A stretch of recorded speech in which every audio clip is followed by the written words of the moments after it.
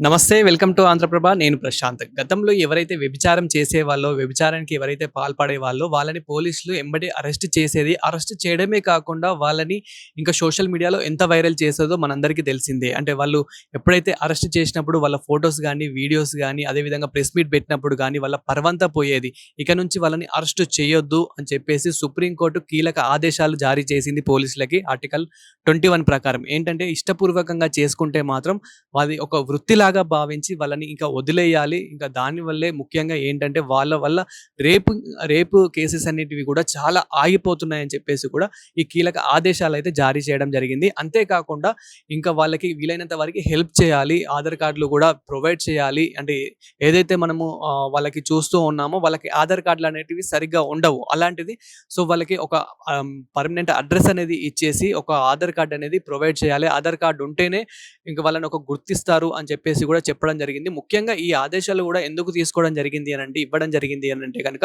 So ఎప్పుడైతే వీళ్ళు పోలీసులు అరెస్ట్ చేస్తూ ఉంటారో వాళ్ళకి, వాళ్ళ కుటుంబ సభ్యులకి అంటే వాళ్ళ కూతురు గాని, కొడుకుల మధ్యలో సో వాళ్ళకి ఒక గ్యాప్ అనేది వస్తూ ఉంటుంది. వాళ్ళని ఒక చూడడం కూడా చిన్న చూపుగా చూస్తూ ఉంటారు. సో వాళ్ళు అది కూడా ఒక వృత్తిలాగా భావించి ఇంకా వాళ్ళని వదిలేయాలి అని చెప్పడం జరిగింది. అంతేకాకుండా ఎవరైతే ఈ వ్యభిచారానికి పాల్పడి, వ్యభిచారం చేస్తూ బ్లాక్‌మెయిల్ ఎవరైతే చేస్తూ ఉంటారో సో వాళ్ళని మాత్రం వాళ్ళ మీద మాత్రం కీలక చర్యలు తీసుకోవాలి. వాళ్ళని మాత్రం తప్పకుండా అరెస్ట్ చేయాలి అని చెప్పేసి కూడా చెప్పడం జరిగింది.